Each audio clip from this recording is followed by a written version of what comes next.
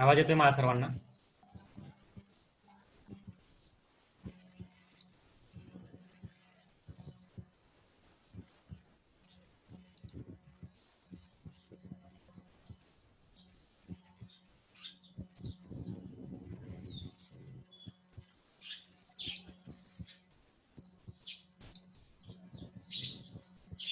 Okay, माझा आवाज येत असेल तर आपण काय करू, सुरू करू.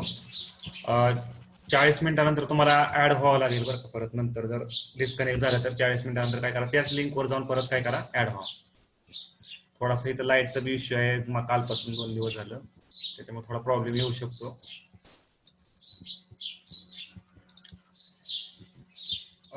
आपण लेक्चरला सुरुवात करू.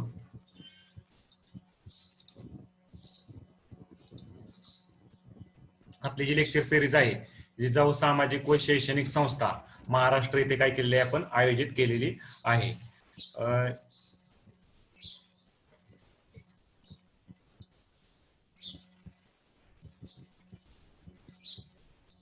ओके, आपण काल दारिद्र्य हा टॉपिक काय केला होता, सुरू केला होता. दारिद्र्य हा टॉपिक आपण ज्यावेळेस सुरू केला होता त्यावेळेस आपण काय बघितलं होतं, दारिद्र्याचा अर्थ हा काय केला होता, समजून घेतला होता. आता मी परत एकदा रिपीट करतो, जे नवीन असतील त्यांच्यासाठी.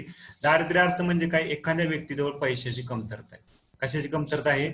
पैशाची कमतरता आहे. कशामुळं, कशासाठी पैशाची कमतरता आहे? त्याला किमान मूलभूत गरजा भागवण्यासाठी, ज्या रेग्युलर ज्या गरजा आहेत त्याला किमान मूलभूत गरजा आहेत, ह्या भागवण्यासाठी एखाद्या व्यक्तीजवळ जर पैशाची कमतरता असेल तर कशाच, कोणत्या कोणत्या किमान मूलभूत गरजा, अन्न असेल, वस्त्र असेल, निवारा असेल, शिक्षण असेल, आरोग्य असेल, ह्या ज्या किमान मूलभूत गरजा आहेत ह्या भागवण्यासाठी जर एखाद्या, ह्या ज्या किमान मूलभूत जर एखाद्याजवळ पैशाची कमतरता आढळून आली तर तो काय म्हणायचं, तो व्यक्ती कसा आहे, दारिद्र्य रेषेखाली आहे असं म्हणतात. म्हणजेच एक प्रकारे काय, तर तो दारिद्र्य आहे असं म्हटलं जातं. हे झालं काय झालं, एक प्रकारे दारिद्र्याचा अर्थ झाला. आता बघा ह्या फोटोमध्ये बघा, हा जो व्यक्ती आहे ह्याच्याजवळ काय कपडे सुद्धा घालण्यासाठी नाहीत, म्हणजे ह्याला जे किमान मूलभूत गरजा आहेत त्याला भागवण्यासाठी त्या त्याला मिळतात का, नाहीत मिळत. का मिळत नाहीत, तर म्हणजे त्याच्याजवळ काय नाही, पैशाची कमतरता आहे. आणि ही पैशाची कमतरता असल्यामुळे त्याला अन्न, वस्त्र, निवारा, शिक्षण, आरोग्य असेल या गोष्टीची काय होती, कमतरता भागते. आणि ह्यालाच एकंदरीतपणे काय म्हटलं जातं, दारिद्र्य म्हटलं जातं. अशा काही व्यक्ती आहे, म्हणजे एक प्रकारे आपल्या समाजामध्ये कसे जास्तीत जास्त काय होती,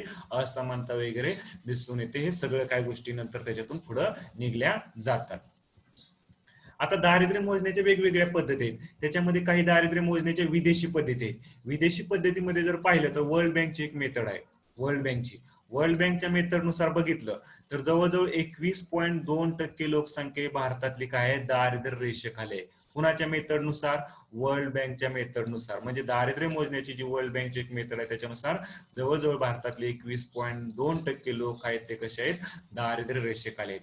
मग या वर्ल्ड बँकने की कशा प्रकारे दारिद्र्य रेषा वर्ल्ड बँक मोजते हे आपण काल पाहिलं होतं, थोडक्यात मी रिवाइज तरी करतोय. आंतरराष्ट्रीय, त्याच्यासाठी वर्ल्ड बँकचे काय आहे, आंतरराष्ट्रीय दारिद्र्य रेषा आहे, इंटरनॅशनल पॉवर्टी लाईन.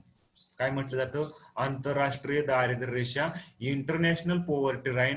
कितीच्या आधारावर आहे, US डॉलर 1.90. म्हणजे US डॉलर किती, 1.90. अमेरिकन डॉलर किती, 1.90. मग हे 1.90 अमेरिकन डॉलर ह्याच्यावर असेल, ज्याच्याजवळ अमेरिकन US डॉलर 1.19 पेक्षा जास्त खर्च करण्यासाठी पैसे असतील तर तो कसा आहे, दारिद्र्य रेषेच्या वर आहे, किंवा त्याला काय म्हटलं जाईल, अबोव इंटरनॅशनल पॉवर्टी लाईन आहे असं म्हटलं जाईल. आणि ज्याच्याजवळ 1.90 डॉलर खर्च करण्यासाठी नाही डेली, आणि त्याला कसं म्हटलं जाईल, तर तो दारिद्र्य रेषेखाली आहे. म्हणजेच काय, below international poverty line. Below international poverty line असं त्याला काय केलं जाईल, कन्सिडर केलं जाईल. म्हणजे अबोव इंटरनॅशनल पॉवर्टी लाईन आणि बिलो काय, इंटरनॅशनल पॉवर्टी लाईन, जर 1.19 डॉलर त्याच्याजवळ खर्च करण्यासाठी नसतील तर. मग त्याच्यावरूनच दोन प्रकार पडतात दारिद्र्याचे. एक आहे म्हणजे कोणता, निरपेक्ष दारिद्र्य, आणि दुसरा आहे तो म्हणजे काय, सापेक्ष दारिद्र्य. आता ही जी आहे आपण पाहिली ती एक कृत्रिम रेषा आहे, आणि जे दारिद्र्य कृत्रिम रेषेच्या सहाय्याने मोजलं जातं तिला काय म्हटलं जातं, निरपेक्ष दारिद्र्य किंवा ऍब्सोल्यूट पॉवर्टी. म्हणजे असं दारिद्र्य, जे दारिद्र्य कृत्रिम रेषेच्या सहाय्याने मोजलं जातं. कृत्रिम रेषा म्हणजे काय, एखाद्याशी रेषा आखली तुम्ही, सपोज ही काय म्हटलं गेलं त्याला कृत्रिम रेषा आहे. आणि ह्या कृत्रिम रेषेच्या सहाय्याने, म्हणजेच काय, तर इथे 1.90 वर एक काय केली तुम्ही, रेषा आखली, आणि 1.90 पेक्षा जास्त पैसे तुमच्याजवळ खर्च करण्यासाठी असतील तर तुम्ही कसं आहे म्हणणार आहे, दारिद्र्य रेषेच्या वर आहे, आणि 1.90 पेक्षा कमी असतील तर ते कसं आहे, दारिद्र्य रेषेच्या खाली. म्हणजे ऍब्सोल्यूट पॉवर्टी म्हणजे अशा प्रकारचं दारिद्र्य ज्या दारिद्र्यामध्ये म्हणजे $1.90 पेक्षा कमी खर्च करण्यासाठी जर तुमच्याकडे म्हणजे एखादी कृत्रिम रेषा आहे, या कृत्रिम रेषेच्या खाली सगळी कशी आहे, ऍब्सोल्यूट पॉवर्टी, निरपेक्ष दारिद्र्य आहे. आणि असं दारिद्र्य कशा साह्याने मोजलं गेलं, एका रेषेच्या साह्याने मोजलं गेलं, आणि त्यालाच काय म्हटलं गेलं, ऍब्सोल्यूट पॉवर्टी, निरपेक्ष दारिद्र्य असं म्हटलं गेलं. सापेक्ष दारिद्र्य म्हणजे काय, किंवाच काय, रिलेटिव्ह पॉवर्टी असं म्हटलं जातं सापेक्ष दारिद्र्याला. मग रिलेटिव्ह पॉवर्टी म्हणजे रिलेटिव्ह पॉवर्टी म्हणजे अशा प्रकारचं दारिद्र्य, सपोज आता ह्या व्यक्तीला काय केलं, असं चढत्या क्रमाने हे केलं बा, ह्याच्यात ह्या व्यक्तीजवळ काय पैसा सगळ्यात कमी आहे, नंतर त्याच्यापेक्षा जास्त पैसा कोणाजवळ आहे, इन्कम कोणाचा आहे जास्त, ह्या व्यक्तींचा आहे, त्याच्यापेक्षा जास्त इन्कम हित आहे, त्याच्यापेक्षा जास्त इन्कम कसा आहे तर सगळ्यात शेवटची. मग आता ह्या व्यक्तीच्या तुलनेत ह्या व्यक्तीजवळ पैसा काय असणार आहे, कमीच असणार आहे ना, सगळ्यात कमी असणार आहे. म्हणजे अशा प्रकारचं दारिद्र्य जे ज्याच्याजवळ जास्त पैसा आहे त्याची तुलना करून जे दारिद्र्य मोजलं जातं त्यालाच काय म्हटलं जातं, सापेक्ष दारिद्र्य किंवा रिलेटिव्ह पॉवर्टी असं काय केलं जातं, कन्सिडर केलं जातं, म्हटलं जातं. म्हणजे दारिद्र्याचे दोन प्रकार पडतात. आपण बघितलं कोणतं, निरपेक्ष दारिद्र्य आणि सापेक्ष दारिद्र्य. जे दारिद्र्य एखाद्या कशाच्या साह्याने एखाद्या व्यक्तीची तुलना म्हणजे ज्याच्याजवळ जास्त पैसा आहे त्याच्याशी तुलना करून मोजलं जातं त्याला काय म्हटलं जातं, सापेक्ष दारिद्र्य किंवा रिलेटिव्ह पॉवर्टी असं म्हटलं जातं. दुसरी एक पद्धत आहे, विदेशी मेथड आहे दारिद्र्य मोजण्याची, ते आहे संयुक्त राष्ट्र विकास कार्यक्रम, युनायटेड नेशन डेव्हलपमेंट प्रोग्रामची. संयुक्त राष्ट्र विकास कार्यक्रम, युनायटेड नेशन डेव्हलपमेंट प्रोग्रामची दुसरी एक मेथड आहे दारिद्र्य मोजण्याची, तिलाच काय म्हटलं गेलंय, बहुआयामी किंवा अनेकांगी दारिद्र्य निर्देशांक. बहुआयामी किंवा काय, अनेकांगी दारिद्र्य निर्देशांक, किंवा त्यालाच काय म्हटलं गेलंय, मल्टी डायमेन्शनल पॉवर्टी इंडेक्स असं म्हटलं गेलेलं आहे. ह्याच्यानुसार जर पाहिलं तर भारतामध्ये जवळजवळ 27.9% लोक काय आहेत, दारिद्र्य रेषेखाली आहेत, गरीब आहेत, म्हणजेच काय, दारिद्र्य रेषेखाली आहेत. किती, जवळजवळ 27.9% लोक पुअर आहेत. मग ह्या 27.9% लोकांना 10 प्रश्न विचारले जातील वेगवेगळे. आता हे कसं ठरवलं जातं, म्हणजे संयुक्त राष्ट्र विकास कार्यक्रम, युनायटेड नेशन डेव्हलपमेंट प्रोग्राम, हे जे आहे युएनडीपी, हे ठरवतं दारिद्र्य रेषा मोजण्याचं काम करतं. परंतु हे कशा प्रकारे मोजलं जातं, तर हे दारिद्र्य ते मोजतात ते 3 डायमेन्शनवर आधारित आहे. कोणतं, पहिला आहे आरोग्य, दुसरं शिक्षण, आणि तिसरं आहे डायमेन्शन किंवा तिसरा आयाम आहे तो काय, राहणीमानाचा दर्जा. ह्याच्यावर आधारित काय केले जातात, वेगवेगळे असे 10 प्रश्न विचारले जातात, आणि ह्या 10 प्रश्नातून मग त्याच्यावरून ठरवलं जातं की हा देश कसा आहे बाबा, ह्या देशामध्ये किती दारिद्र्य रेषेखाली लोक आहेत, ह्या देशामध्ये किती दारिद्र्य रेषेखाली लोक आहेत. ह्या वेगवेगळ्या 10 प्रश्न विचारले जातात 3 डायमेन्शनवर आधारित, आणि ह्याच्या आधारावर काय केलं जातं, बहुआयामी किंवा मल्टी डायमेन्शनल पॉवर्टी काढली जाते, आणि त्याच्यावरून मग मल्टी डायमेन्शनल पॉवर्टी इंडेक्स वगैरे काय केला जातो, रिलीज केला जातो. आणि त्याच्यानुसार जर पाहिलं तर भारतामध्ये जवळजवळ 27.9% काय आहेत, दारिद्र्य रेषेखाली आहेत, गरीब जनता आहे म्हटलं तरी चालेल. हे कशाच्या, संयुक्त राष्ट्र विकास कार्यक्रमानुसार. हे विदेशी पद्धती झाल्या. दारिद्र्य मोजण्याच्या देशी पद्धती काय आहेत, पहिली पद्धत आपण बघितलं तर त्याच्यामध्ये पीडी ओझा समिती 1960, आणखी पुस्तकामध्ये वेगवेगळ्या समिती वगैरे ते तुम्ही तिथून वाचू शकता, पण आता इथं जसं जे महत्वाचं आहे आयएमपी ते मी तुम्हाला काय करतो, घेण्याचाही करतोय. मग पीडी ओझा समिती आहे 1960 ते 61 ला बनली होती दारिद्र्य मोजण्यासंदर्भात. आणि ह्या पीडी ओझा समितीनं जे कॅलरीच्या आधारावर दारिद्र्य रेषा सांगितली, कशाच्या आधारावर, कॅलरीच्या आधारावर. कॅलरी म्हणजे प्रत्येक व्यक्तीला जर प्रत्येक दिवशी एका व्यक्तीला किती कॅलरी अन्नाची गरज आहे, 2250 कॅलरी. ज्या व्यक्तीला मिळत नाही तो कसा येणार, दारिद्र्य रेषेच्या खाली किंवा बिलो पॉवर्टी लाईन. आणि ज्या व्यक्तीला मिळतंय तो कसा असेल आहे, अबोव पॉवर्टी लाईन, दारिद्र्य रेषेच्या वर तो व्यक्ती असेल. दुसरी समिती आहे एक, ती म्हणजे कोणती, अलग समिती. अलग समिती जी बनली होती ती 1979 ची ही समिती आहे, कोणती, अलग समिती. आणि अलग समितीने काय केलेलं आहे, प्रौढ व्यक्ती असेल तर त्याला दररोज किती कॅलरी मिळाले पाहिजे अन्न, तर 2100 कॅलरी शहरी भागासाठी, आणि 2400 कॅलरी कशासाठी, ग्रामीण भागासाठी. जर एवढं जर त्याला तेवढ्या कॅलरी मिळत नसतील तर तो कसा आहे, दारिद्र्य रेषेच्या, म्हणजे एक प्रकारे एवढ्या कॅलरी त्याला मिळाल्या नाही तर तो दारिद्र्य रेषेच्या काय आहे म्हटलं जाईल, दारिद्र्य रेषेच्या म्हणजे खाली आहे असं म्हटलं जाईल. आणि जर त्याला मिळाल्यास तर तो कसा आहे, दारिद्र्य रेषेच्या वर आहे असं म्हटलं जाईल. जर हे एवढं मिळालं नाही तर तो कसा आहे, बीपीएल, बिलो पॉवर्टी लाईन आहे असं म्हणून ओळखलं जाईल. हे कुणी सांगितलं, अलग समितीने सांगितलं 1979 मध्ये. नंतर अलग समिती नंतर पुढची समिती होती कोणती, लाकडवाला समिती. ही लाकडवाला समिती जी आहे ती 1993 मध्ये लाकडवाला समिती काय करण्यात आली, बनवण्यात आली. ह्या लाकडवाला समितीनुसार सांगितलं कॅलरी अन्न म्हणजे एक प्रकारे अन्न वस्त्र निवारा ह्याच्या स्वरूपात, म्हणजे ह्याच्या आधारावर त्यांनी दारिद्र्य रेषा ठरवली. कुणी, लाकडवाला समितीनं. मग कॅलरीच्या स्वरूपात असेल, कपडे आणि निवारा ह्याच्या स्वरूपात काय केली, दारिद्र्य रेषा ठरवण्याचं काम केलं. पण त्या समितीनं, लाकडवाला समितीनं, म्हणजे एवढं कॅलरी अन्न तुम्हाला मिळलं पाहिजे, कपडे पाहिजे, निवारा पाहिजे, ह्या बी गोष्टी काय केल्या, कपडे आणि निवारा ह्या गोष्टी आतापर्यंत कन्सिडर केल्या जात नव्हत्या, त्या लाकडवाला समितीनं काय केल्या, पहिल्यांदा कन्सिडर वगैरे केल्या. मग ह्याच्या आधारावर दारिद्र्य रेषा वगैरे ठरवली. नंतर महत्वाची सगळ्यात आपल्यासाठी समिती म्हणजे जी आता भारत सरकार किंवा नीती आयोग आहे ते ऍक्सेप्ट करतं, ती म्हणजे कोणती, सुरेश तेंडुलकर समिती. ही समिती बनली 2005 ते 2009 असा कालावधी कोणत्या समितीचा आहे, सुरेश तेंडुलकर समितीचा आहे. सुरेश तेंडुलकर समितीचा कालावधी किती आहे, 2005 ते 2009 हा कालावधी सुरेश तेंडुलकर समितीचा कालावधी म्हणून ओळखला जातो. ही जी समिती आहे सेटअप केली कुणी, नियोजन आयोगाने. सुरेश तेंडुलकर समिती ही नियोजन आयोगाने सेटअप केली होती 2005 साली आणि त्याच्या आधारावर दारिद्र्य रेषा मोजली. दारिद्र्य रेषा सुरेश तेंडुलकर समितीने कॅलरीच्या स्वरूपात नाही सांगितली, महिना दरडोई खर्च, प्रत्येक व्यक्तिमा खर्च. जर एक व्यक्ती महिना खर्च 816 रुपये करत असेल ग्रामीण भागातला, तर 816 पेक्षा जास्त करत असेल तर तो दारिद्र्य रेषेच्या वर आहे, आणि त्याच्यापेक्षा कमी असेल करत असेल तर तो कसा आहे, दारिद्र्य रेषेच्या खाली आहे. कशासाठी, ग्रामीण भागासाठी. आणि शहरी भागासाठी सांगितलं ते किती, त्यांनी सांगितलं 1000 रुपये शहरी. म्हणजे पहिल्यांदा लिमिट कमी होतं, नंतर थोडंसं वाढवलं गेलं, पहिल्यांदा थोडंसं कमी होतं, म्हणजे जसा खर्च वाढेल तसं लिमिट वाढवलं गेलेलं आहे. मग शहरी भागासाठी काय सांगितलेलं आहे, 1000 रुपये. जर 1000 पेक्षा जास्त खर्च करत असेल तर तो दारिद्र्य रेषेच्या वर, 1000 पेक्षा कमी खर्च करत असेल तर तो कसा असेल, दारिद्र्य रेषेच्या खाली असेल. आणि शिक्षण व आरोग्यावरील जो खर्च आहे हा पहिल्यांदा सुरेश तेंडुलकर समितीने काय केला, इथं समाविष्ट केला दारिद्र्य रेषा ठरवताना.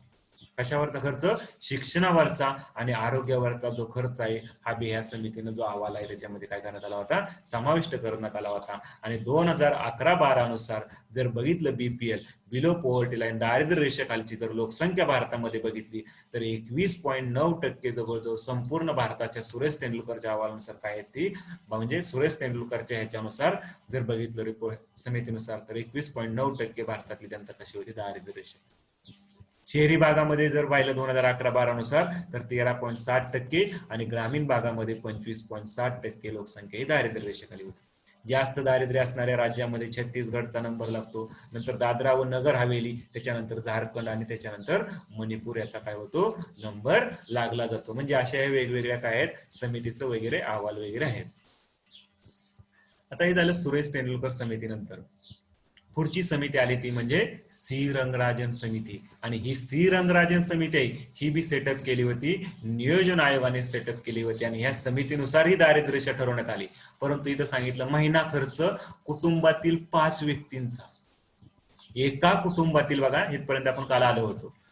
सी रंगराजन समिती 2012 ते 2014 असा कालावधी कोणत्या समितीचा आहे, हा सी रंगराजन समितीचा आहे. आणि ह्या सी रंगराजन समितीने काय करली, दारिद्र्य रेषा ठरवली. आणि ही दारिद्र्य रेषा कशाच्या आधारावर ठरवली, महिना खर्चाच्या आधारावर कुटुंबातील 5 व्यक्ती. म्हणजे एका कुटुंबामध्ये किती व्यक्ती, 5 व्यक्तीला किती महिना खर्च लागतोय ह्याच्या आधारावर. जर एका कुटुंबामधले 5 व्यक्ती जर 4860 रुपये ग्रामीण भागातली त्याच्यापेक्षा जास्त खर्च करत असेल तर ती दारिद्र्य रेषेच्या वर आहे, अबोव पॉवर्टी लाईन आहे. आणि त्याच्यापेक्षा कमी करत असेल तर ती कशी आहे, बिलो पॉवर्टी लाईन आहे. शहरी भागासाठी त्यांनी सांगितलं 7035 रुपये. जर 7035 पेक्षा जास्त खर्च करत असेल तर ती अबोव पॉवर्टी लाईन, आणि त्याच्यापेक्षा कमी करत असेल तर ती व्यक्ती कसे असेल, बिलो पॉवर्टी लाईन असेल, बीपीएल असेल.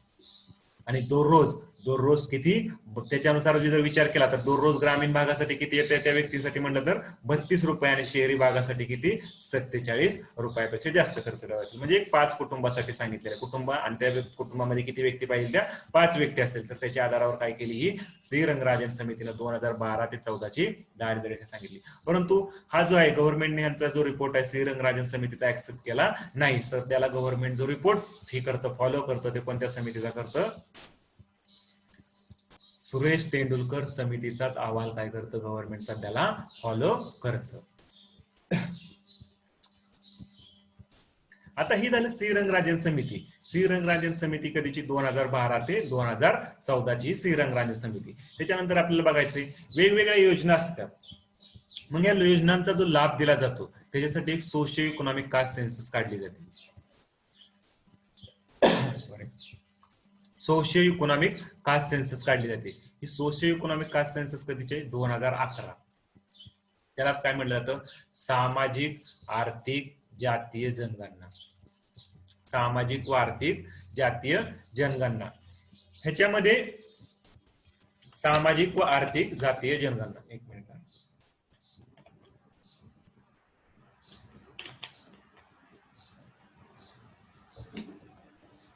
आता ही जी सोशिओ इकॉनॉमिक कास्ट सेन्सस आहे, सामाजिक व आर्थिक जातीय जनगणना, ही जी आहे ती 2011 नुसार काढली जाते. कधीनुसार? 2011 नुसार. आणि ह्याच्यामध्ये बघा, ही 2011 मध्ये काढली. दरवर्षी ज्यावेळेस आपली रेग्युलर जनगणना होती, दर 10 वर्षांनी होती रेग्युलर आपली जनगणना आहे ती. आणि ही जी आपली रेग्युलर जनगणना दर 10 वर्षांनी होती, ही 10 वर्षांनी जी आपली रेग्युलर जनगणना झाल्यानंतर ह्याच्यामध्ये काय केलं जातं, एक वेगळी जनगणना काढली जाते. त्याला काय म्हणलं जातं, सोशिओ इकॉनॉमिक कास्ट सेन्सस. म्हणजेच अशी आर्थिकदृष्ट्या मागास असणाऱ्या व्यक्तींची जनगणना असते. त्याच्यामध्ये मग कास्ट वगैरे याचा विचार करून काय केलं जातं, त्याची जनगणना घेतली जाते. मग अशा ज्या व्यक्ती आहेत, ह्या व्यक्तींना काय केला जातो, ह्या ज्या जनगणनेमध्ये ज्या व्यक्ती आहेत, ह्या जनगणनेमधल्या ज्या व्यक्ती आहेत त्यातल्या पात्र कुटुंबाला वेगवेगळ्या सरकारी योजना आहेत ह्यांचा काय केला जातो, लाभ दिला जातो. म्हणजे सरकारच्या वेगवेगळ्या ज्या योजना आहेत ह्यांचा लाभ कुठल्या, ह्या जनगणनेमध्ये समावेश असणाऱ्या व्यक्तींना काय मिळतो. वैयक्तिक माहिती आहे ह्याच्यामध्ये, या जनगणनेमध्ये ही कशी ऑनलाईन अपलोड केली जाते. म्हणजे जे प्रत्येक व्यक्ती आहे याची वैयक्तिक माहिती कशी ऑनलाईन अपलोड केली जाते. आणि ही सोशिओ इकॉनॉमिक कास्ट सेन्सस आहे ते कोण घेतं, ग्राम विकास मंत्रालय घेतं. बघा, socio economic caste census conduct केली जाते. 2011 ही सोशिओ इकॉनॉमिक कास्ट सेन्सस घेतली गेली. आता हे कोण करतं, कोणत्या मंत्रालयाच्या अंतर्गत येतं, ग्राम विकास मंत्रालय. आता मला एक क्वेश्चन तुमच्यासाठी, ज्यांना माहित आहे त्यांनी सांगा, आपली जी रेग्युलर जनगणना होती हे कोणतं मंत्रालय घेतं, कोणत्या मंत्रालयाच्या अंतर्गत प्रोसेस होती, सगळ्यांनी सांगा.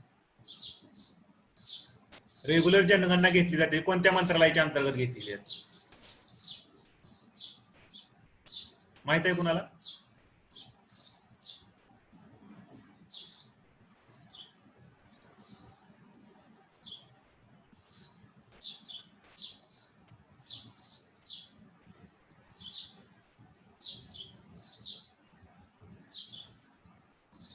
आपली जी रेग्युलर जनगणना आहे ती गृह मंत्रालय घेण्याचं काम करतं. कोणतं मंत्रालय घेण्याचं काम करतं, हे आपली रेग्युलर जनगणना गृह मंत्रालय घेण्याचं काम करतं.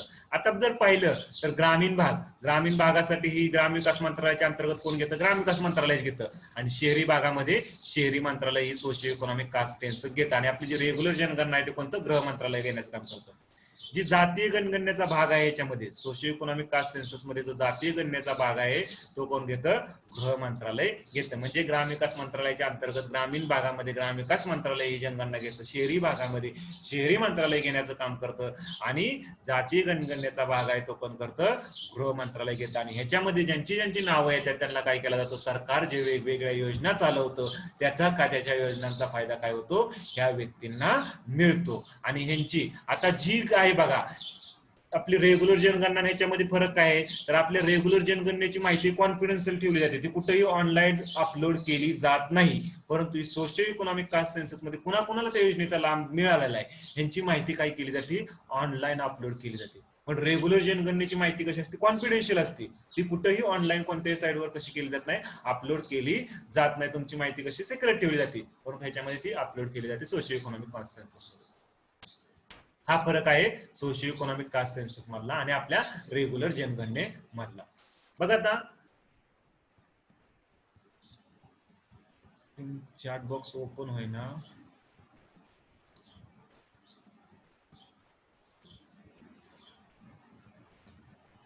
आता हा क्वेश्चन सॉल्व करा. हा क्वेश्चन सॉल्व करा.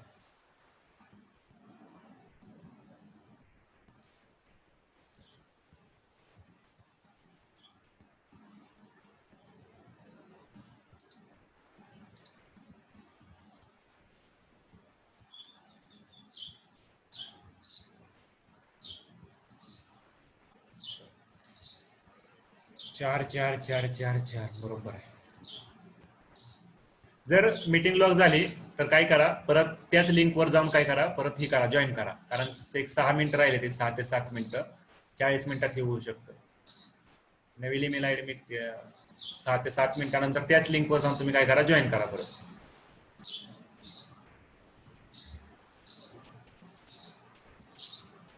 काय क्वेश्चन आहे आपला 2011-12ला प्रश्न काय आहे, 2011-12ला सुरेश तेंडुलकर समितीनुसार भारतातील किती टक्के लोक दारिद्र्य रेषेखाली जगतात. 2011-12ला सुरेश तेंडुलकर समितीनुसार भारतातील किती टक्के लोक दारिद्र्य रेषेखाली जगतात, तर किती टक्के मी येणार 21.9 काय तर समथिंग होतं. मग त्याच्यामध्ये चौथा आन्सर काय आपला बरोबर आहे. किती नंबरचा ऑप्शन बरोबर येणार आपला, चौथा ऑप्शन हा आपला बरोबर आहे. पुढचा क्वेश्चन घ्या, हा आयोगाचा आलेला क्वेश्चन आहे,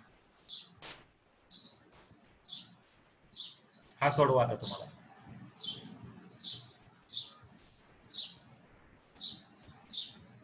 हा सर्वांनी सॉल्व्ह करा. राज्यसेवा 2017ला आलेला क्वेश्चन आहे. रोहित भाट.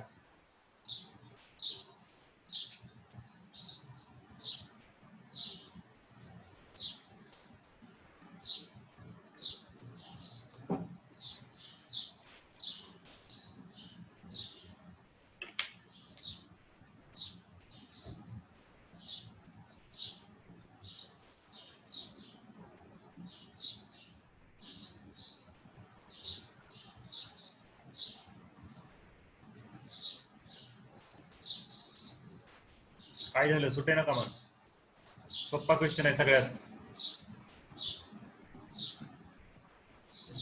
आपण जे बघितलं आता त्याच्यावरच आहे. कोणती समिती होती 2005 पासून 2009 पर्यंत.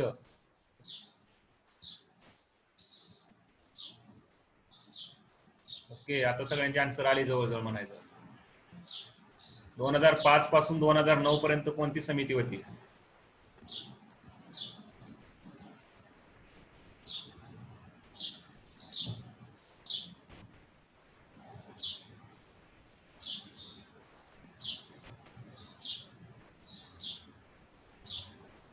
प्रणव, अनिकेत, मनस्वी, रोहित, लीना, जान्हवी, सिद्धांत, माधुरी, ओपो, दीपक, सागर, काजल, अक्षय, मनस्वी, अवंतिका, मूर्ती, तोरकडे, प्रसाद, वर्षा, रोहित, चिराग, ऋषिता, लीना, रेडमी, तेजस, विजय, ऋतुजा, शुभम, वृषाली, या सर्वांनी आन्सर काय केलेलं आहे, बरोबर दिलेलं आहे. सन 2009 मध्ये दारिद्र्याचे मोजमाप करण्याच्या पद्धतीचा आढावा घेण्यासाठी तज्ञ समितीचा अहवाल डॉट डॉट यांनी सादर केला. तज्ञ समितीचा अहवाल डॉट डॉट यांनी सादर केला. राज्यसेवा 2017ला आलेला क्वेश्चन आहे.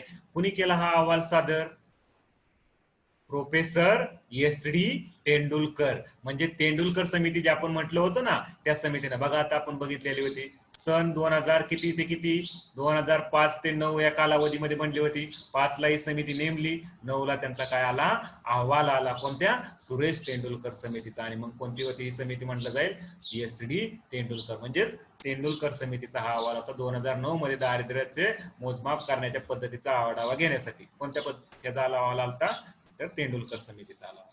ओके, बाकी मग ऑप्शनचा काही विचारच करायचा नाही. अशोक सेन गुप्ता, डी सुब्बाराव, फक्त वरचीवर बघायचे ते तर काही नाहीच. ठीक आहे, नंतर पुढचा प्रश्न.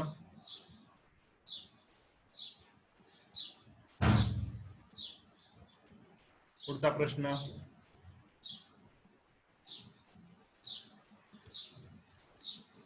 हा बी राज्यसेवा 2019 ला आलेला प्रश्न आहे. करा सवाल.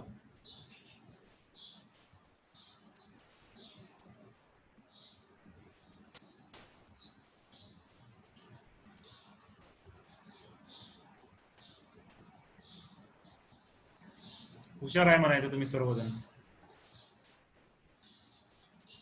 मी म्हटलं कदाचित हा क्वेश्चन चुकेल, पण बरोबर जवळजवळ बऱ्याच जणांनी आन्सर दिलेला आहे.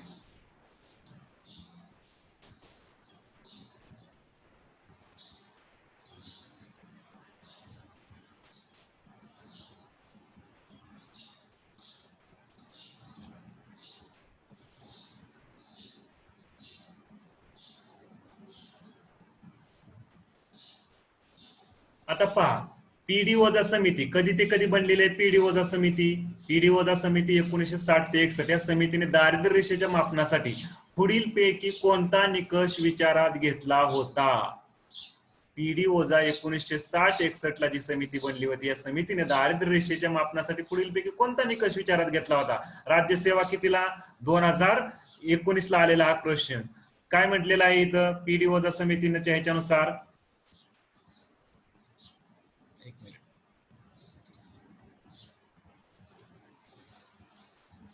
पीडी वजा समिती काय सांगितलं? प्रति व्यक्ती प्रति महिना. आता पहिल्यांदा आपण पीडी वजा समितीमध्ये जाऊ. पीडी वजा समिती आपली कुठं होती? हा, पीडी वजा समितीने फक्त कशाच्या आधारावर सांगितलं होतं? अन्न म्हणजेच कॅलरीच्या आधारावर. 2250 कॅलरी प्रत्येक दिवशी पाहिजे. जर त्याच्यापेक्षा कमी असेल तर तो दारिद्र्य रेषेखाली आहे. एवढंच फक्त लक्षात ठेवलं आपण. ओके, बघा आता क्वेश्चन काय विचारलेला आहे. प्रति व्यक्ती प्रति महिना मिळणारे उत्पन्न. आता या उत्पन्नाचा काय संबंध आहे का आपला? उत्पन्न वगैरे होतं का काय? फक्त कॅलरी मध्ये होतं किंवा अन्न? या उत्पन्नाचा काय संबंध होता का? प्रति व्यक्ती प्रति महिना मिळणारे उत्पन्न ह्याच्या आधारावर काय ठरवलं होता का? नाही. हा पहिला ऑप्शन गेला. प्रति व्यक्ती प्रति महिना उपभोग खर्च. आता प्रति व्यक्ती प्रति महिना उपभोग खर्च हा ऑप्शन बघा आहे. मग आता ह्याच्यामध्ये खर्चावर आधारित होता का पीडी वजा समिती? नाही, कॅलरीवर आधारित होती. म्हणजे अन्न जे कॅलरी किती मिळते त्याच्यावर आधारित होती. म्हणजे हा बी दुसरा ऑप्शन.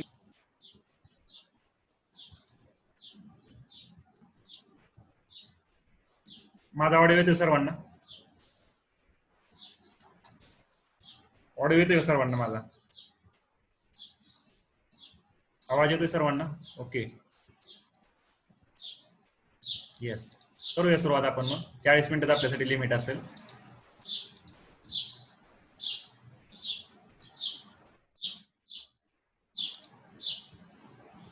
काय बघितलं होतं आपण पीडी वजा समितीनुसार सांगितलेलं? हा क्वेश्चन चालू होता आपला. आय थिंक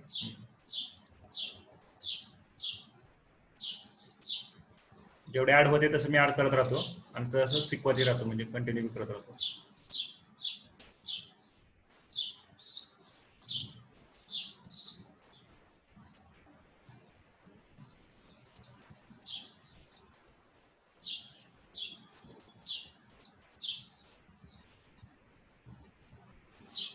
ओके, पीडी वजा समिती 1960 ते 61 ह्याचे दारिद्र्याच्या मापनासाठी पुढीलपैकी कोणते निकष काय म्हटलेला आहे?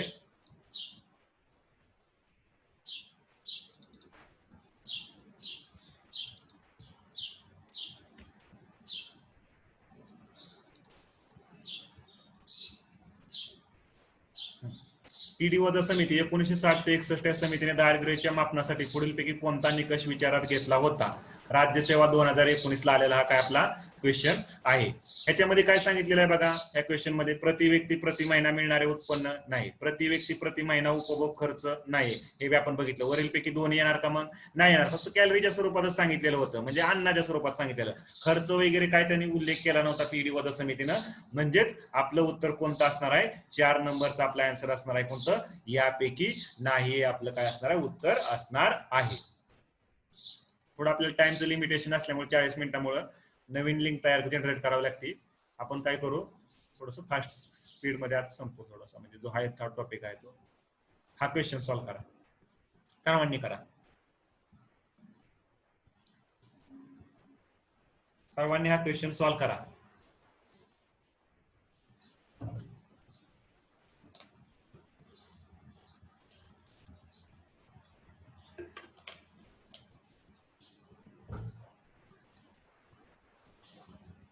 तोपर्यंत मी ऍडमिट करत राहतो जेवढे येतील तेवढे.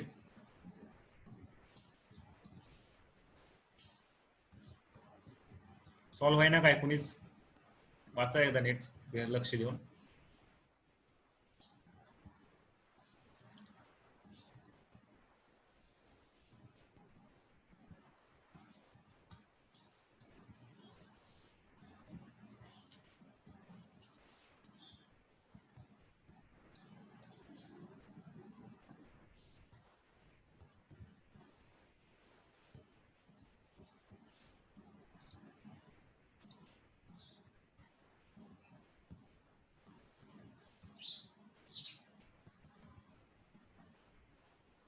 ह्या लेक्चरची लिंक मी सगळ्यांनी, मला जेवढे आहेत तुम्ही ना त्यांनी फक्त व्हॉट्सअपवर काय करा, हाय म्हणून सेंड करा मला. नंतर या लेक्चरची तुम्हाला लिंक, कालचं आणि आजचं लेक्चर आहे ना ह्याची मी लिंक तुम्हाला सेंड करेल.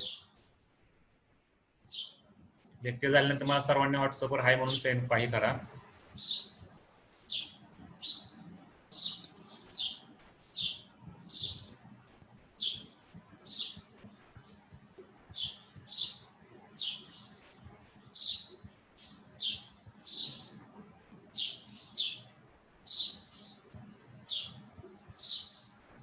संध्याकाळपर्यंत मॅक्झिमम मी ट्राय करेल लिंक सेंड करण्याचा.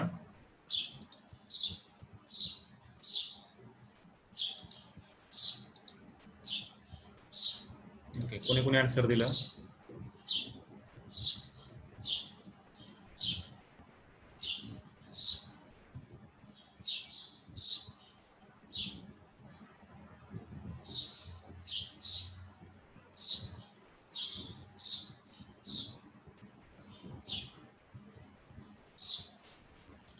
कोण कोण बरोबर आहे बघू आपण. ज्यांचं आहे आन्सर बरोबर आहे त्यांना ही सुरेश तेंडुलकर समिती समजली असं मी कन्सिडर करून चालेल. ज्यांचं आन्सर बरोबर आहे त्यांची मी फक्त नावं घेतो. रोहित आणि रेडमी 2 जणांनीच आन्सर केलाय, आणि ऋषिता आणि मनस्वी पाटील. ऋषिता रोहित भट आणि रेडमी विशाखा आणि रोहित भट एवढ्यांनीच आन्सर फक्त बरोबर दिलेला आहे.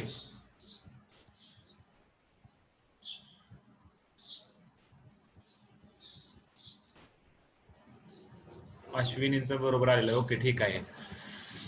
4-5 जणांचा आन्सर बरोबर आलेला आहे. क्वेश्चन मोठा दिसतोय पण जेवढा दिसतोय तेवढा खूप सोपा आहे. सुरेश तेंडुलकर समिती आपण पाहिली होती, बरोबर. कशाच्या आधारावर सांगितलं होतं सुरेश तेंडुलकर समितीनं? सुरेश तेंडुलकर समिती बघा कुठं पाहिली होती आपण. सुरेश तेंडुलकर समिती समिती कधीची आहे? 2005 ते 2009. समितीचा कालावधी किती? 2005 ते 2009. आणि कशाच्या आधारावर दारिद्र्य रेषा ठरवली होती? महिना दरडोई खर्च. कशाच्या आधारावर ठरवली होती? महिना दरडोई खर्च किती? 816 रुपये पेक्षा जास्त. म्हणजे खर्चाच्या आधारावर सुरेश तेंडुलकर समिती होती. कशाच्या आधारावर होती? खर्चाच्या आधारावर होती. कॅलरीच्या आधारावर होती का? नव्हती. सुरेश तेंडुलकर समितीने काय सांगितलं? महिना दरडोई खर्च किती होतो त्याच्या आधारावर सुरेश तेंडुलकरने दारिद्र्य रेषा ठरवली होती. ग्रामीण भागासाठी वेगळी असेल किंवा शहरी भागासाठी वेगळी असेल, ह्याच्या आधारावर काय केली होती? ठरवण्यात आली होती. आणि त्याच्यामध्ये काय शिक्षण व आरोग्यावरचा खर्च आहे ना तो बी समाविष्ट करण्यात आला होता. कोणत्या समितीने समाविष्ट केला होता? या सुरेश तेंडुलकर समितीने. म्हणजे हा कन्सिडर करून काय केलं होतं? दारिद्र्य रेषा ठरवली होती सुरेश तेंडुलकर समितीनं. मग सुरेश तेंडुलकर समितीच्या ह्याच्यानुसार जर पाहिलं तर काय विचारलं? या क्वेश्चन काय होता? खालील विधाने, क्वेश्चन असा आहे, काय म्हणणं आहे?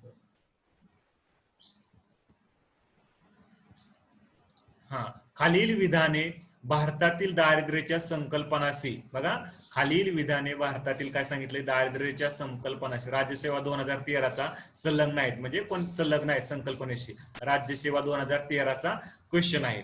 मग ह्याच्यामध्ये काय विचार? पहिलं वाक्य सांगितलंय दारिद्र्य रेषेची संकल्पना कॅलरीच्या स्वरूपात मांडलेली आहे. दुसरं वाक्य आहे दारिद्र्य आणि भूक या दोन्ही संकल्पना एकच आहेत. तिसरं आहे दारिद्र्य रेषा टोपली बास्केट मधील वस्तू आणि सेवामध्ये बदल घडवून आणला गेला आहे. आणि चौथा आहे शिक्षण आणि आरोग्यावरचा खर्च समाविष्ट करण्यासाठी नवीन पद्धतीशास्त्र सुचवले गेले आहे. आता बघा वरील पैकी कोणते विधान एस डी तेंडुलकर कमिटीच्या दारिद्र्य संकल्पनेनुसार बरोबर आहे? एस डी तेंडुलकरांनी काय सांगितलं होतं? खर्चाच्या आधारावर सांगितलं होतं. बघा चौथं वाक्य बघा, शिक्षण आणि आरोग्यावर खर्च समाविष्ट करण्यासाठी नवीन पद्धतीशास्त्र सुचवले गेले. बरोबर आहे. एस डी तेंडुलकरने कोणता खर्च सुचवला गेला होता? शिक्षण आणि आरोग्यावरचा खर्च काय केला होता? समाविष्ट केला होता. म्हणजे ड ऑप्शन हे येणारच 100% आहे. ड ऑप्शन काय येणार? येणारच काय? 100%. कशामध्ये ड आहे बघा बरं इथं. हे एक मध्ये आहे, ह्याच्यामध्ये नाही, ह्याच्यामध्ये नाही, आणि ड मध्ये आहे. म्हणजे हे तर ऑप्शन गेलं. हे तर ऑप्शन गेलं. म्हणजे सुरेश तेंडुलकर समितीनुसार शिक्षण आणि आरोग्यावरचा खर्च त्यांनी समाविष्ट केला होता. बरोबर ना? त्याचं एक पद्धतीशास्त्र वगैरे सुचवलं गेलं होतं. म्हणजे एक प्रकारे हा ड ऑप्शन तर आपला काय 100% बरोबर आहे. नंतर काय आहे बघा, आता आपल्याला कशावर जायचंय? हा ड आणि हा काय अ आणि ड. म्हणजे आपल्याला अ बघायचा आहे. अ माहित असेल तर आपला काय ऑप्शन डायरेक्ट येणार आहे. म्हणजे बाकीचं दोन्ही ब आणि क माहित नसेल तर काय प्रॉब्लेम नाही. मग दारिद्र्याची संकल्पना कॅलरीच्या स्वरूपात मांडलेली आहे का कॅलरीच्या स्वरूपात? पीडी वजने मांडली होती कॅलरीच्या स्वरूपात. लाकडवालाने कशाने? कॅलरी. परत काय दुसरं काय सांगितलं होतं? वस्त्र आणि निवाऱ्याच्या स्वरूपात मांडली होती. परंतु दारिद्र्याची संकल्पना कॅलरीच्या स्वरूपात नव्हती. कशाच्या स्वरूपात मांडली होती? सुरेश तेंडुलकरांनी खर्चाच्या स्वरूपात मांडली होती. काय तर महिना खर्च एका व्यक्तीला किती? 816. आणि दुसरा काय शहरी भाग, ग्रामीण शहरी भागात असेल तर 1000 रुपये. म्हणजे खर्चाच्या स्वरूपात मांडली गेलेली आहे दारिद्र्याची संकल्पना. म्हणजे पहिलं वाक्य काय आहे? अ काय आहे? चुकीचं आहे. म्हणजे इथं बघा हा काय घ्या झाला? पहिला ऑप्शन चुकीचा झाला. आपला फक्त कोणता येणार? ड पर्यायच काय येणार? बरोबर येणार. कोणता पर्याय बरोबर येणार? ड पर्यायच बरोबर येणार. मग आता दुसरं आणि तिसरं वाक्य बघा, ते बी आपण एकदा बघू. आपलं आन्सर तर एवढ्यावरच आलं. आपल्याला अ आणि ड माहित असतं तर आपलं आन्सर काय झालं? इथंच निघालं. परंतु आता दुसरं वाक्य काय म्हणतंय? दुसऱ्या वाक्यानुसार काय सांगितलेलं आहे? दारिद्र्य आणि भूक या दोन्ही संकल्पना एकच आहेत. असं कुठं सुरेश तेंडुलकरने सांगितलं नव्हतं की दारिद्र्य आणि भूक या दोन्ही संकल्पना एकच आहेत. जरी तुम्ही आणखी डिटेलमध्ये या समितीचा अभ्यास केला तरी असं त्यांनी काय कुठं सांगितलेलं नव्हतं. दारिद्र्य आणि भूक या एकच संकल्पना आहे. म्हणजे ही बी काय झालं? तुमचं चुकीचंच होतं म्हणजे एक प्रकारे. आणि दुसरं काय? दारिद्र्याच्या टोपलीमधील वस्तू आणि सेवामध्ये बदल घडवून आणला गेला आहे. हे असं बी काय कुठं सुरेश तेंडुलकरने केलं नव्हतं. जरी तुम्हाला हे आणि हे माहित असं तरी तुमचा आन्सर पर्यंत तुम्ही पोहोचू शकत होता. अशा प्रकारे हे आपला काय क्वेश्चन होता. 2013 राज्य सेवेला काय होता? हा सुरेश तेंडुलकर समितीवर विचारला गेलेला हा प्रश्न होता. नंतर पुढे बघा, पुढचा क्वेश्चन सॉल्व करा.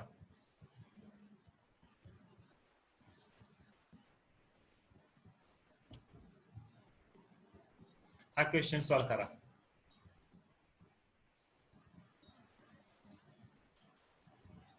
राज्यसेवा 2018. थोडेसे क्वेश्चन विचारले, ट्विस्ट करून विचारलेले आहेत. आपण जे बघितलेले कन्सेप्ट आहेत ना त्याच्यावरच आधारित आहेत. फक्त थोडंसं काय केलंय? ट्विस्ट केलेलं आहे. ते तुम्हाला ट्विस्ट समजलं पाहिजे.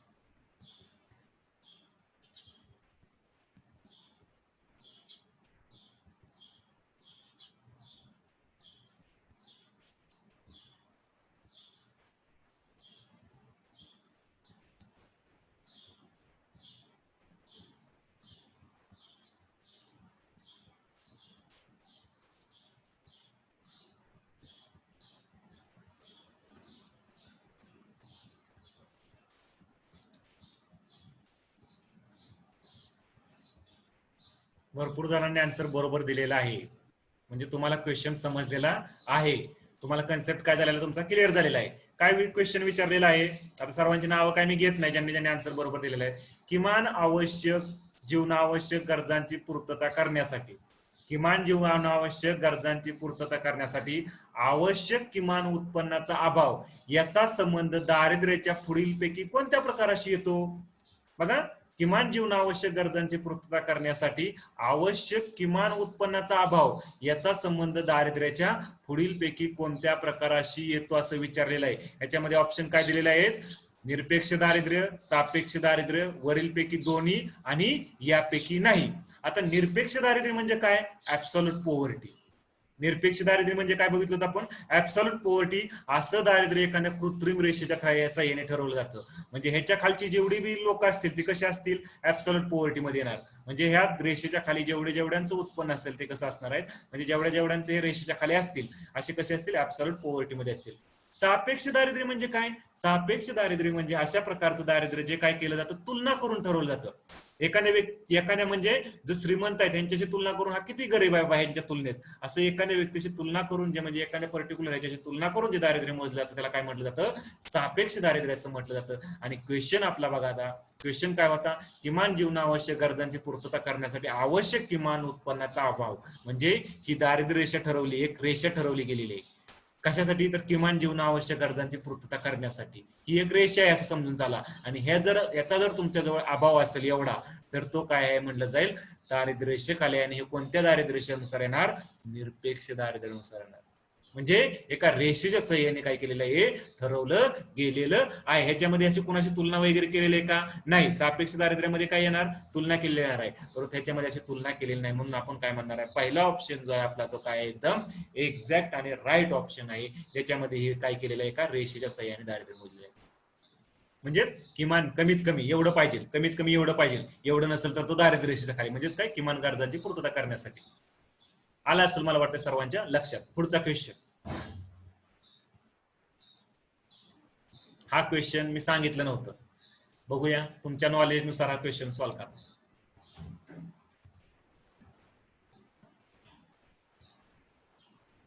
राज्यसेवा 2013 आपल्या ह्याच्यामध्ये मी घेतला नव्हता, स्लाइड मध्ये हा क्वेश्चनचा पार्ट घेतला नाही मी, पण तुमच्या नॉलेज नुसार बघू कोणाला माहित आहे.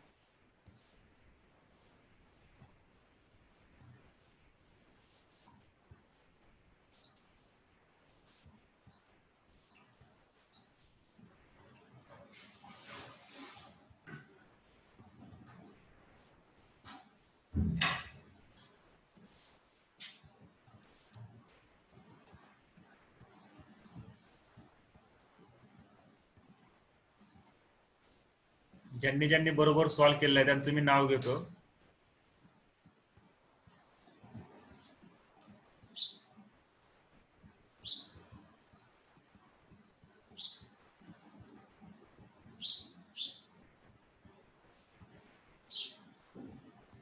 Avantika Parekar, Oppo A5s, Madhuri Kurkute, Leema Dumane, Chirag, Rohit Sunil Suryavanshi, Shubham Sonawane, Aruna Shirole, Varsha support,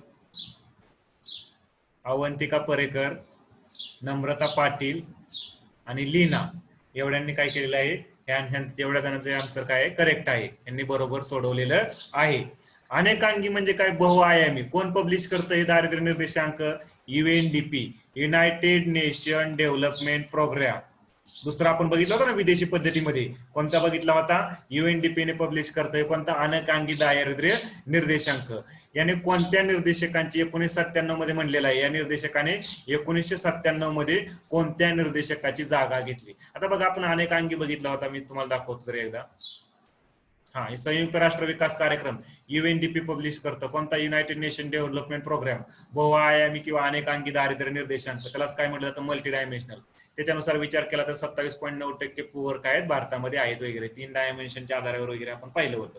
आता ह्याच्यानुसारच क्वेश्चन विचारला होता, 1997 मध्ये की मानवी दारिद्र्य निर्देशांक होता, ह्युमन पॉवर्टी इंडेक्स म्हटलं जातं इंग्लिशमध्ये. मानवी दारिद्र्य निर्देशकांची जागा कोणी घेतली होती? या अनेकांगी दारिद्र्य निर्देशकाने घेतली होती. आणि ह्याच्या जागेवर कोणता आला होता? या अनेकांगी दारिद्र्य निर्देशांक आणण्यात आला होता. जस्ट एवढंच लक्षात असणं, हे काही आपल्यासाठी एवढं महत्वाचं नाही कन्सेप्ट मानवी दारिद्र्य निर्देशांक, कारण तो बंद झालेला आहे. त्याच्या जागेवर काय झालेलं आहे? अनेकांगी दारिद्र्य निर्देशक आणलेला आहे 1997 मध्ये. मानवी दारिद्र्य निर्देशांक हा चौथा ऑप्शन काय आपला बरोबर आहे. ग्राहक निर्देशांक नाही, भारतीय दारिद्र्य निर्देशांक नाही, किंवा दारिद्र्य रेषेखालील निर्देशांक वगैरे हा ऑप्शन आपला बरोबर नाही. आता अशा प्रकारे आपला दारिद्र्याचा जो मेन पार्ट होता तो आपण काय केला? पाहिला. म्हणजे समित्या वगैरे असतील, या समित्या वगैरे जे आहे त्याच्याविषयी तुम्हाला माहिती तुमच्या बुक मध्ये मिळेल, तिथून तुम्ही काय करायची? डिटेल मध्ये वाचायची. ओके. नंतर पुढं दारिद्र्याचं आपल्याला काय करायचंय? निर्मूलन करायचंय. मग दारिद्र्य निर्मूलन करण्यासाठी काय आहे? पहिली योजना आपल्याला बघायची मनरेगा. मला सांगा सगळ्यांनी ऑप्शन आन्सर मध्ये द्या. Mahatma Gandhi national rural employment guarantee act मनरेगा ही योजना किती साली आणण्यात आली? सर्वांनी ऑप्शन मध्ये सांगा.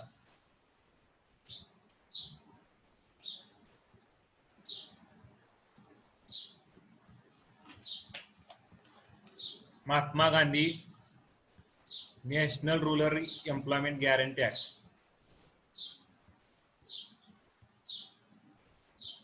2003 2000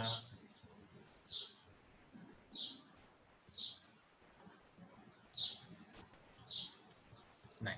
बघूया आपण, माहित नाही तुम्हाला बेसिक असतो काय. आता तुम्हाला तुमच्याजवळ स्लाइड आल्यावर तुम्ही 2005 कोण लिहिणार? ओके ओके ओके असं तरी तुम्ही चुकीचंच आहे तुमचं. कसं आहे ते सांगतो.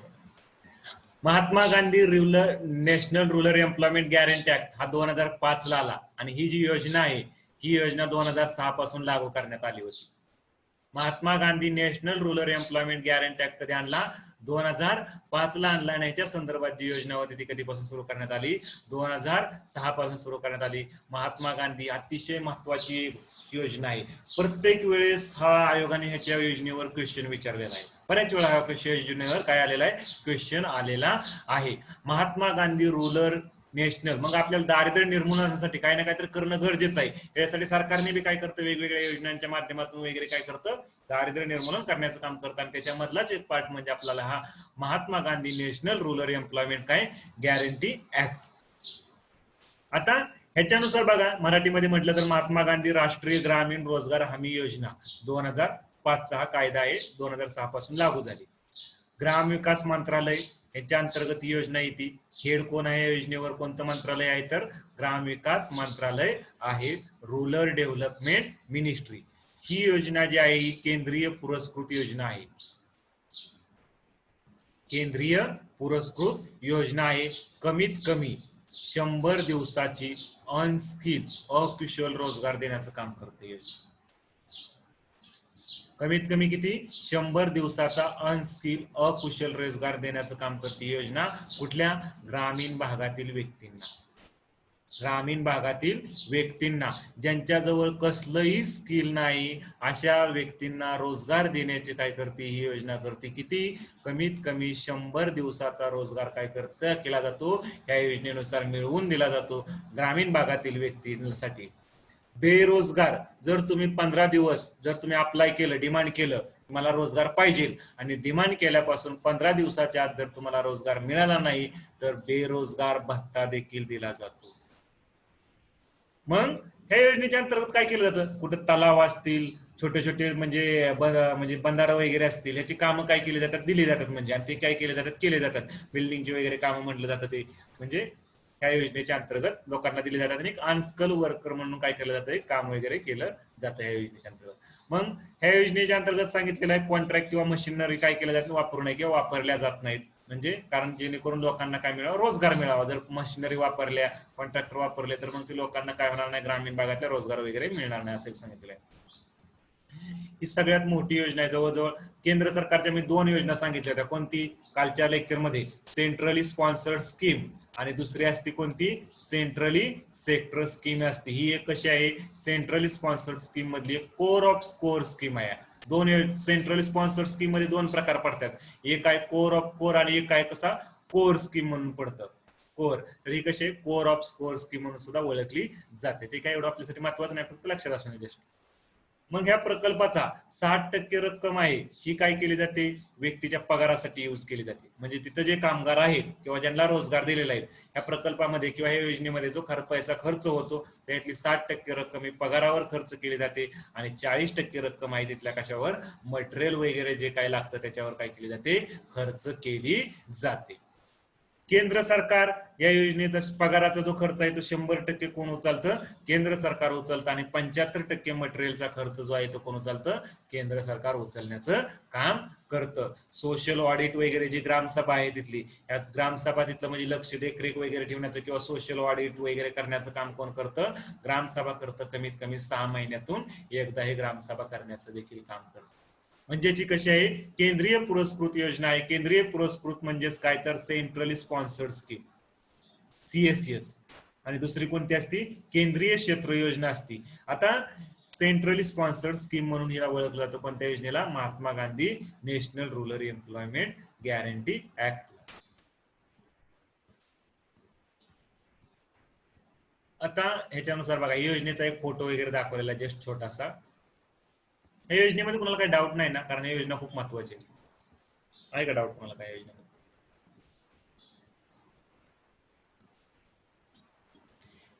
ठीक आहे, क्वेश्चन आल्यानंतर तुमच्या तुम्हाला लक्षात येईल या योजनेमध्ये डाऊट आहे का नाही ते. मी डायरेक्ट ह्या योजनेवर क्वेश्चन घेतो, कारण आजच्या लेक्चरला आपल्याला काही पार्ट संपणार नाही पुढचा. आजची 40 मिनिटाचंच लिमिट आहे आपलं, नंतर लेक्चर संपलंय असंच आपण हे करू 40 मिनिटानंतर. क्वेश्चन बघा या योजनेवर जे आहेत ते आपण घेऊ. सॉल्व करा हा क्वेश्चन. राज्यसेवा 2012 ला आलेला क्वेश्चन आहे हा.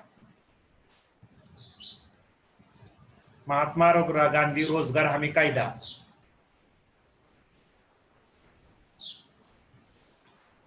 सर्वांनी आन्सर करा, मला अपेक्षा आहे सर्वजण आन्सर करतील.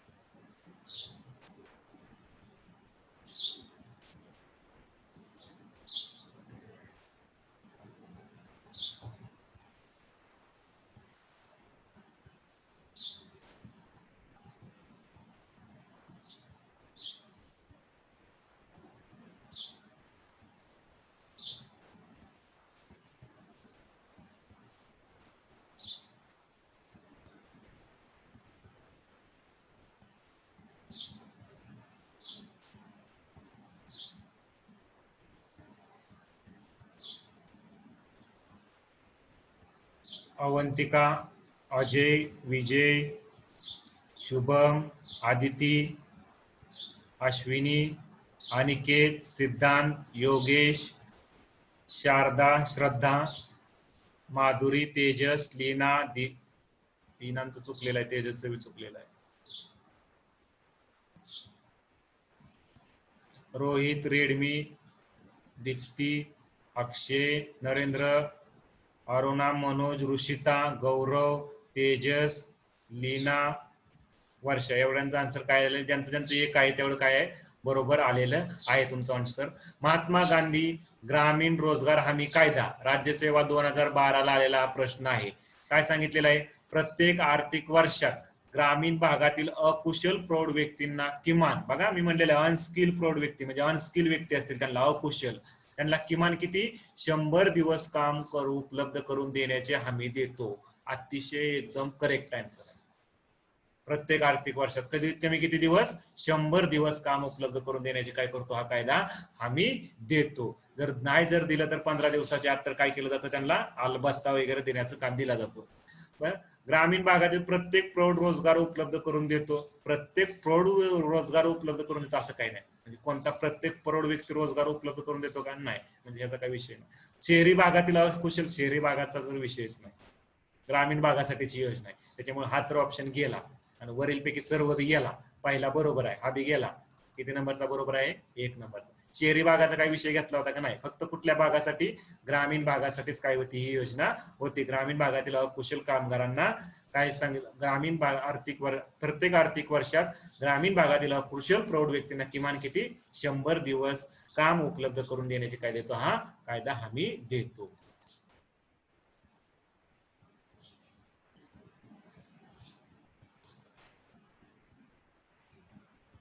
ओके, बाकी आहे का लिहायचं? रोहित भट म्हणतात थोडंसं बाकी 1 मिनिट साठी डिस्प्ले करा. मी लेक्चर अपलोड करेल, तुम्ही टेन्शन घेऊ नका त्याचं. लेक्चर अपलोड करेल त्यावेळेस तुम्ही निवांतपैकी लिहून घ्या. मला फक्त हाय पाठवा, तुम्हाला लिंक वगैरे मी सेंड करेल. पुढचा क्वेश्चन आपण असेल तर बघू त्याच्या संदर्भात एखादा. हा एक क्वेश्चन आहे, हा क्वेश्चनचा आन्सर द्या तुम्ही. सर्वांनी द्या, कारण आपलं 40 मिनिटाचं लिमिट आहे, ते संपलं आता लिमिट थोड्या वेळात.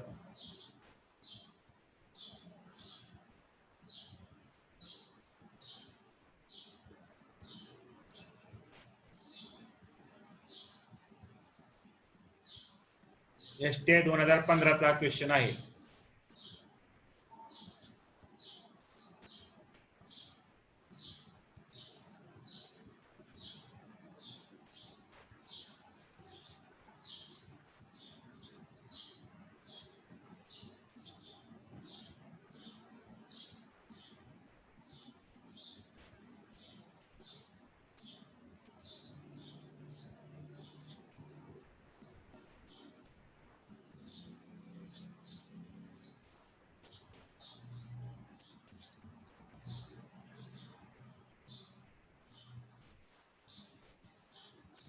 STI 2015चा हा क्वेश्चन आहे.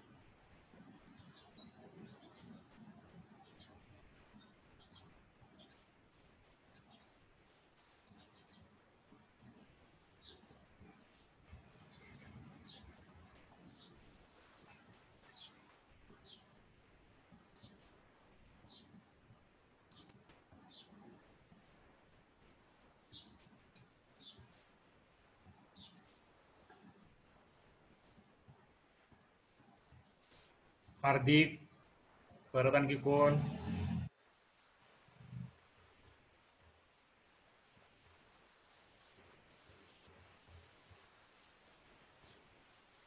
आणि मनोज निमासे यांचंच फक्त आन्सर बरोबर आहे, जवळजवळ सर्वांचं चुकलेलं आहे. हार्दिक आणि मनोज निमासे, थोडासा तुम्ही वर विचार केला नाही. बाकी जवळजवळ सर्वांचा आन्सर मनोज निमाशे आणि हार्दिक. मनोज निमाशेने प्रायव्हेटली पाठवलेला आहे.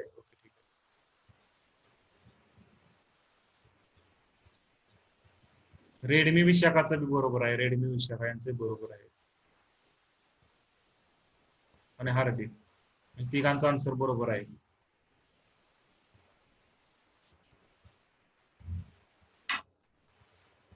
मनोज निमासे. बघूया आपण क्वेश्चन, बघूया, समजेल तुम्हाला, लक्षात येईल. महात्मा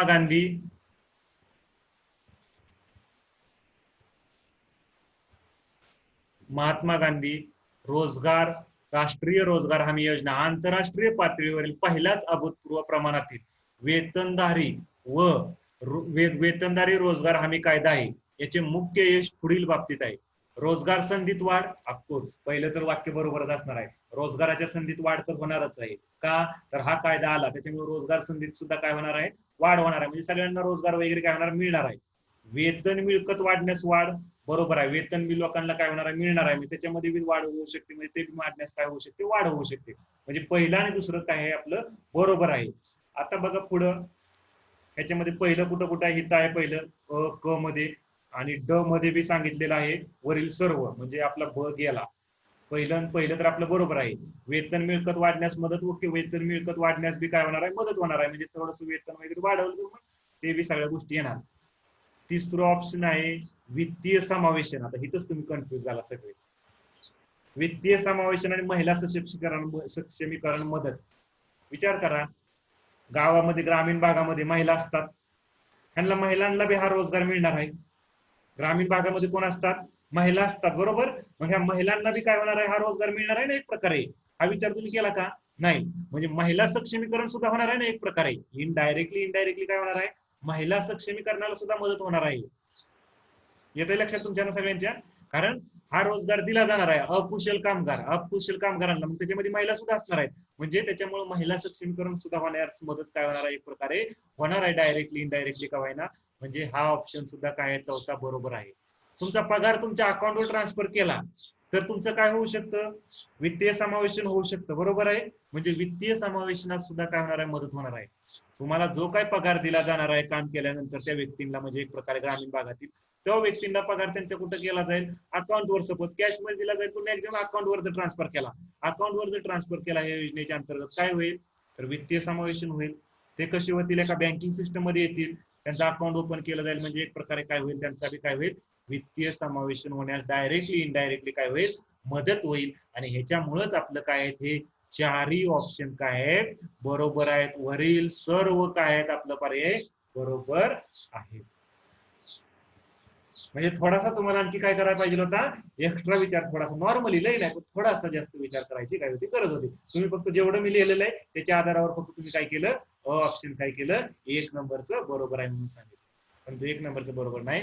तर आपल्याला ज्या ग्रामीण भागातील महिला आहेत त्यांना बी काय होणार आहे, रोजगार मिळणार आहे. त्याच्यामुळे महिला सक्षमीकरण वगैरे होणार आहे. वित्तीय समावेशनही होणार आहे. तुमच्या अकाउंटवर पैसे ट्रान्सफर केल्यामुळे तुमचं अकाउंट वगैरे तुम्ही काय करू शकता, ओपन वगैरे करू शकता.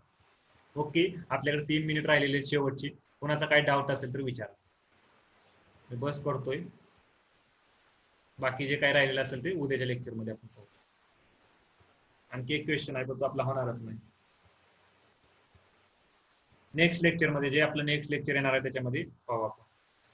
काय कोणाचा डाऊट असेल तर विचारा. थोडस 40 मिनिटामुळे आपल्याला लिमिटेशन आलं, बघू मी नंतर नवीन ह्याच्यावरून करेल काय पुढच्या लेक्चरला. 33% आरक्षण, आरक्षणाचा इथं काय संबंध नाही. जयेश भोयर 33% आरक्षण वगैरे याचा रोजगारामध्ये आरक्षणाचा काही संबंध नाही. 1.9 हा एक दिवसासाठी, हो एक दिवसासाठी 1.90% हा एक दिवसासाठी.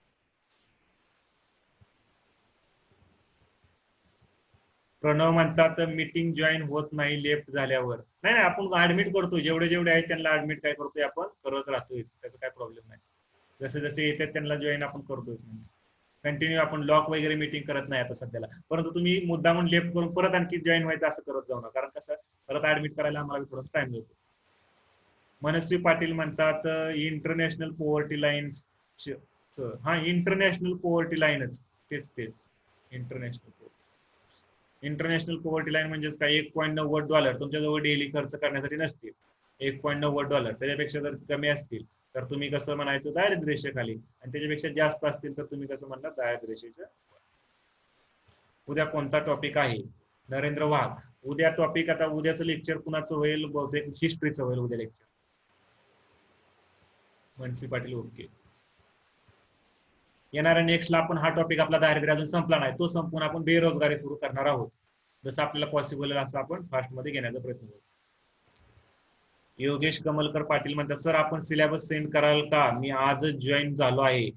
ठीक आहे, मी तुम्हाला लिंक पाठवून देईल, मला फक्त व्हॉट्सअपवर हाय म्हणून सेंड करा, मी तुम्हाला त्याची लिंक पाठवून देईल, तिथून तुम्ही हे करा.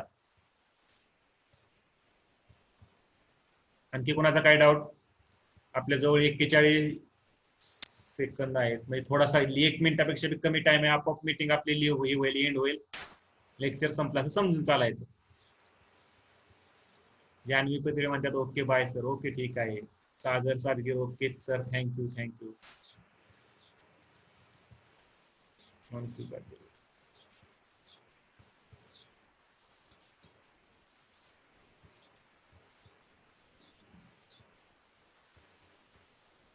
थँक्यू.